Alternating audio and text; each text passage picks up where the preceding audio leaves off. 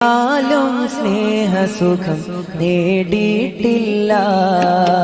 ത്വയ്ബ മദീനത്തെ ചിത്രങ്ങൾ കണ്ടു, അതല്ലാതെ ഞാനവിടെ പോയിട്ടില്ല. എല്ലാരും പറയുന്നു പുന്നാര നബിയൊന്ന് കനിയുകിൽ ഇരുലോകം മിക ജീവിതം. ഇല്ലാത്ത തെറ്റില്ല എല്ലാം നുണഞ്ഞിന്ന് ദുനിയാവിലലയുന്ന